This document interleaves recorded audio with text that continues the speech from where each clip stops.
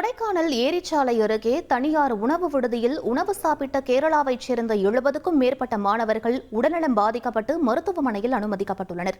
இது பற்றிய கூடுதல் விவரங்களை எமது செய்தியாளர் ஹரிஹரன் வழங்க கேட்கலாம். வணக்கம் ஹரி, என்ன நடந்தது? முழு விவரங்களை பதிவு பண்ணுங்க.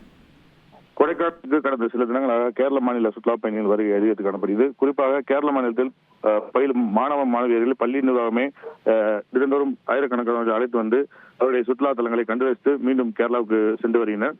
இந்நிலையில் கொடைக்கானல் ஏரிச்சாலை, டிப்போ, நாயுடுபுரம் உள்ளிட்ட பல்வேறு இடங்களில் தினந்தோறும் கேரள மாணவ மாணவியர்கள் தங்கி சுற்றுலா தலங்களை கண்டு ரசித்து அங்குள்ள உணவு விடுதிகளில் உணவு வருவது வழக்கமாக கொண்டுள்ளனர்.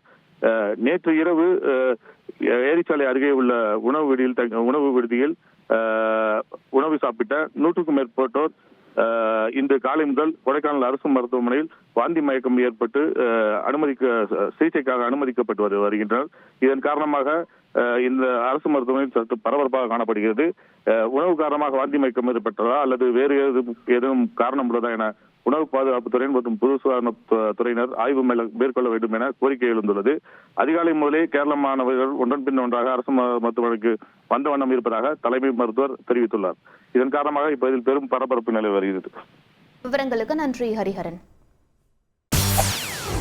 செய்திகளை உடனுக்குடன் தெரிந்து கொள்ள உடனே சப்ஸ்கிரைப் பண்ணுங்க.